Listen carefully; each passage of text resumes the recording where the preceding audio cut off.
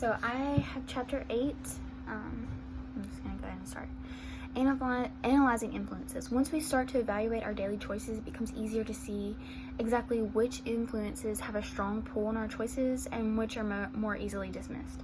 Being able to analyze influences helps students to identify what influences behaviors, analyze whether the influence is positive or negative, and determine whether this influences has a strong pull on decision making. An example of this is Taylor is a sexually active teen high school student who is in a consensual relationship. She finds reliable information online about the importance of getting tested by a medical professional for sexually transmitted infection. Because STIs can lead to long-term reproductive health problems, she tells one of her friends about the article, but her friend says that the website is lying and is just saying that stuff to scare her and take her money by going to get tested. She also says that there is no way that STIs can have long-term effects. In fact, she doesn't know anyone who has had long-term effects from an STI. Taylor does not think her friend is right, but she doesn't want to insult her in front of everyone. Taylor doesn't want to be made to look like a fool while trying to educate her friends. While Taylor doesn't get tested right away, she doesn't know what to do or who to trust. This also discourages Taylor from asking her friends questions about health problems like STIs or anything like that, and it just kind of discourages her from talking about it with her friends and educating them. Taylor's situation highlights the importance of finding information from reliable sources and the power of influences in our lives to affect whether we apply the information that we have accessed to enhance our health or we ignore it. So our choices are shaped by our environments. If we want to help students understand influences on their health, we have to examine social determinants of health. Social determinants of health are conditions in the environment in which people are born, live, work, and play, worship, and age that affect a wide range of health, functioning, and quality of life outcomes and risks. So step 1 is introduce the skill. There are many potential influences defined as anything that impacts an outcome on our health and well-being. In this case, we can explore what can influence feelings, actions, and behaviors or beliefs. The challenges are determining how to decipher their influences and figuring out what to do, if anything, about those influences. Positive versus negative influences. A positive influence encourages decisions and actions that help a person maintain or enhance health and well-being. A negative influence is anything or anyone that encourages behaviors that negatively affect or reduce the ability to achieve a health-promoting outcome. Influence are not absolute and do not have the same effect on different people. External influences. An external influence is anything that affects our feelings, actions, and behaviors or beliefs and is introduced from an outside source. Humans are social creatures and have the need to be loved and accepted. Due to this, we sometimes seek opinions on those who are important to us, and we sometimes hear and internalize our opinions even when we're not asking for them. Culture. Culture refers to the beliefs, customs, ways of thinking, or behaviors among a group of people. For example, in the case of a nationality or a racial or ethnic group, customs and traditions are often carried over time and location. The interesting thing about culture is that no specific parameters or rules define a group to allow it to form a culture. Helping students see that many different groups that they belong to and the way that these groups shape beliefs, values, and behaviors is a critical component of understanding health and well-being. In the classroom, encourage students to explore the idea of culture and how it affects their choices. Help students to recognize that they belong to many cultures, each with its own rules and norms for behavior. Media and technology. 32% of teens who access health information online reported changing their behaviors because of that information. So media affects teens. Like, it's part of our culture today. Is just everyone has social media. Everybody is always reading stuff online. But teens report wishing to explore and use virtual technology with their healthcare providers, though they are cautious about its application due to privacy concerns. Media literacy and analysis are important, and we need to teach our students how to analyze the media influence in its own various forms, because it's not going away anytime soon. When examining media, have students explore websites, social media, or print media and provide a critical analysis of how the media could influence a person's behavior. Additionally, have students provide strategies for mitigating the negative influence from sites, developing conversation points to support their views, and find alternative forms of media that provide a positive influence.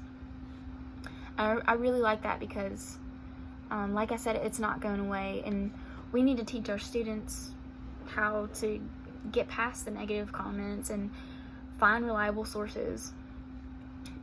Law, policy, and regulation. The conversation about external influences must always include the laws, policy, and regulations that students are subject to. For example, students who might want to impress their friends by doing something daring might consider shoplifting because they've heard friends talk about the thrill of getting away with it. It's important to discuss how shoplifting is associated with other risk-taking behaviors and can lead to negative outcomes, such as getting arrested or your parents finding out and grounding you. While discussing laws and regulations, always remember your role as a mandated reporter. You must be aware of conversations where you might receive information that you must report. There are many ways to become a trusted resource for students, but you must still set appropriate expectations and boundaries.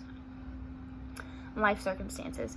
Not all influences fit into one of the previously mentioned categories. Many events and circumstances beyond our control can have a big impact on the choices that we make. Life events can affect behavior even though students may not readily acknowledge the event. Internal influences. Our main internal influences are our values, beliefs, attitudes, motivations, and needs. They can often be managed and modified, but they cannot be removed. For example, a person with an outgoing personality may find it difficult to resist the temptation of a thrill-seeking experience, such as getting high for the first time. And the likelihood of engaging in this behavior is compounded when a person is surrounded by external influences that encourage that behavior. In the classroom, it's important for students to spend time considering what parts of themselves influence their choices and behaviors. Educational outcomes. Step 1, choosing indicators. Each area of influence identified in the National Health Standard for Analyzing Influence has a separate performance indicators at each grade level. An approach to highlight types of influences and allow students to complete an assignment where they choose to focus on multiple influences and their impact on personal health behaviors and practices. This approach allows for personalization and for students to explore the influences that they believe have the greatest impact on them.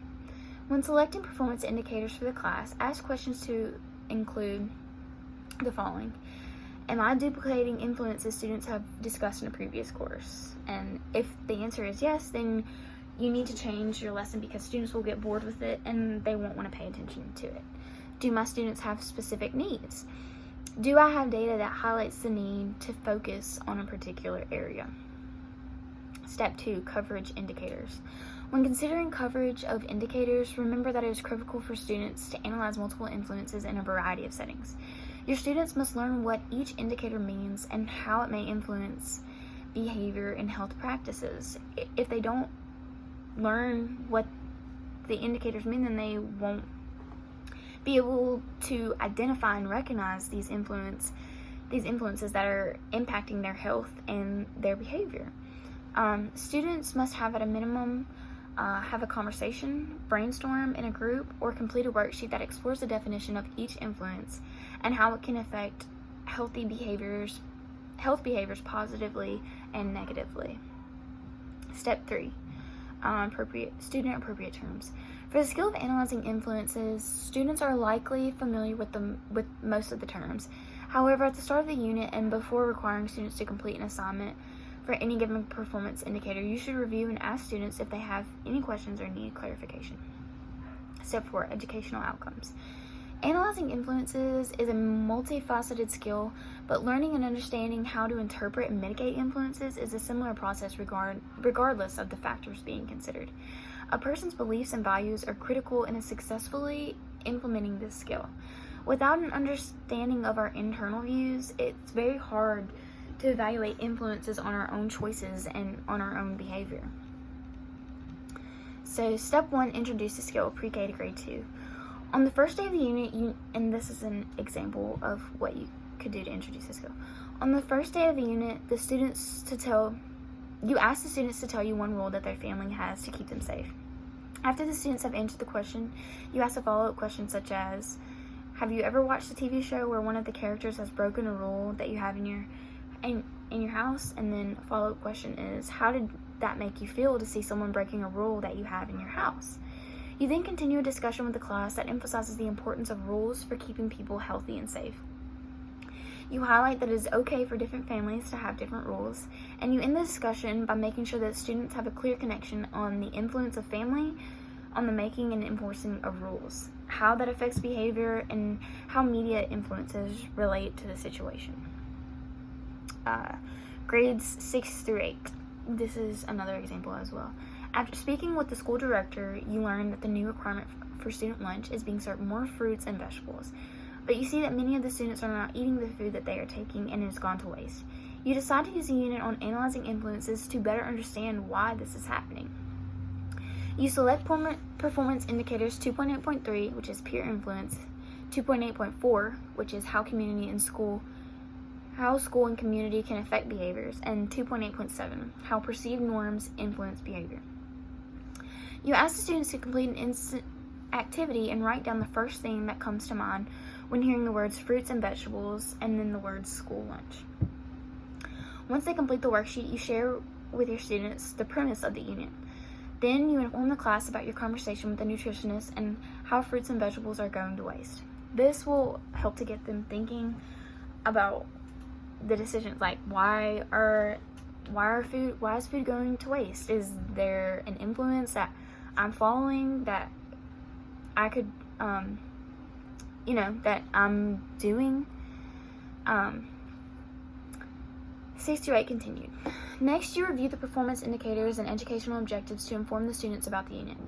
The students are placed in small groups and asked to complete a Venn diagram that includes a circle for peer and school The students are placed in small groups and asked to complete a Venn diagram that includes a circle for peers and a circle for the school and community. Within each circle, they list how each group currently influences fruit and vegetable consumption, and then they make another set of circles that show how each could influence a person to eat more fruits and vegetables.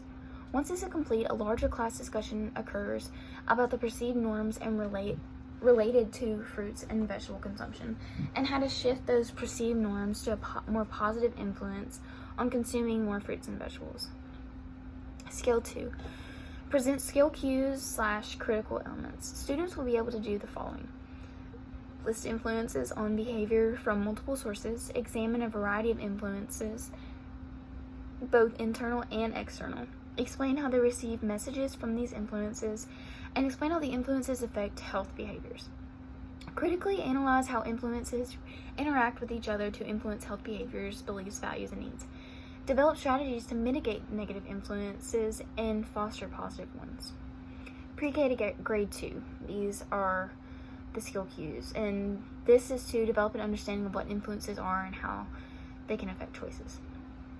So these are questions that your students need to be asking themselves, or that you implement into their unit so that they will ask themselves these questions. But they're who influences me. I know that they influence me because what influences me, and then I know it influences me because. Grades 3 to 5. They are beginning to identify a variety of influences. So the skill cues are, who are the people who influence my behavior and actions? How do these people influence my behavior and actions? And then explain what I may do differently as a result of this influence. And then other factors. What are the factors that influence my behavior and actions? And then how do these factors influence my behaviors and actions? And grades 6 through 8.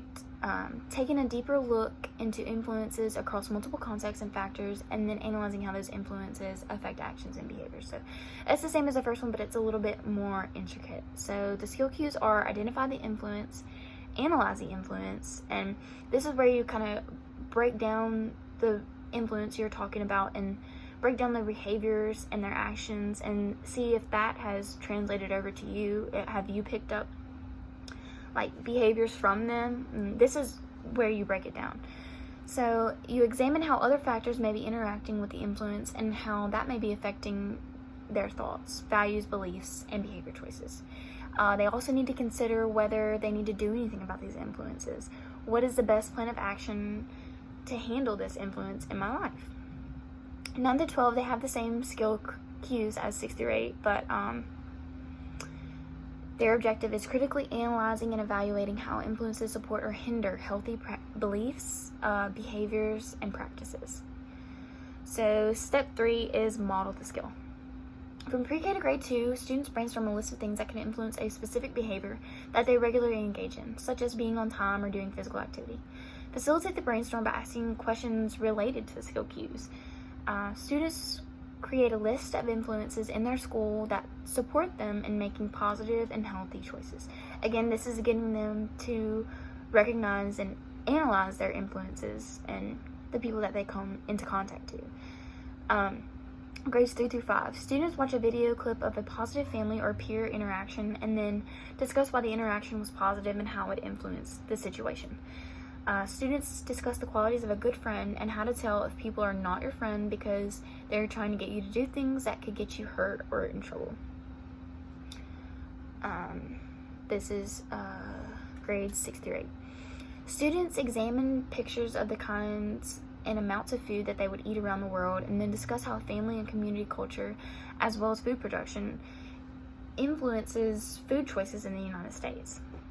So this is just a little activity to get students thinking about other parts of the economy or the environment that use influences and that have been affected by influences. Students reflect on the choices that they made the day before. Then they identify what internal and external factors affected those choices. For grades 9 through 12, students listen while you explain how your personal beliefs and values have influenced a behavior. You might discuss stress management and explain what influences your stress level and then how you manage them, and also what the outcomes are. Be sure to use the skill cues when sharing your story. Step 4, practice and feedback. This is for grades 3 through 5. People. Who are the people who influence my behaviors? Are these people close to me? Do I trust their opinion? Are there other people that are not close to me that have an influence on my behavior?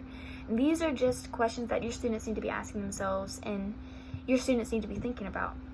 How do these people influence my behaviors and actions? Are there specific places where the influences happen? Does this person want me to be something different than I want to be? And then this is grades 3 through 5. Other factors. What are the other factors that may influence my behaviors and actions?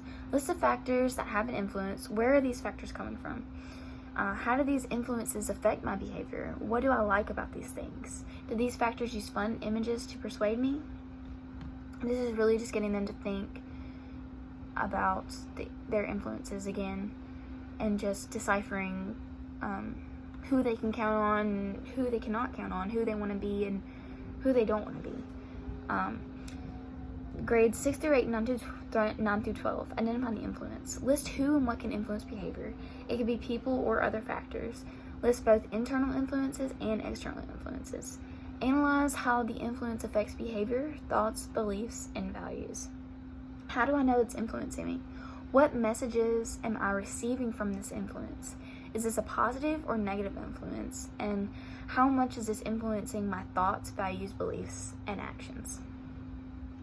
Examine how other factors interact with this influence and influence behavior choices. Are there other influences that work with this one? Do my internal experiences support or contradict this influence? And do some external influences send me different messages about a behavior? Consider whether I need to do anything about these influences. Does it change my behavior for the better or worse? If this influence were not in my life, would I be better off or worse off? Should I be more aware of this influence in the future? Do I need to remove myself from this influence? These are questions that your students should be thinking about, like I said before, when you're teaching this lesson. And then step 5 is the last step. Assess the skill and support transfer. Students may have to acknowledge that some things they thought did not affect behaviors may have a big impact on them. This realization may be unsettling for some students as they grapple with how to control the influence. For example, if a student hadn't previously considered how their friends who smoke marijuana occasionally could be a negative influence on the choice to smoke marijuana, The student may have a difficult time acknowledging the influence on an assessment. You must be prepared for these issues to arrive and be ready to support students. It's vital to be supportive of students, but also to be realistic. Telling the student that their friends are bad isn't likely to change their behavior. Having the student talk through goals and how smoking marijuana can hinder achieving these goals may have a greater impact.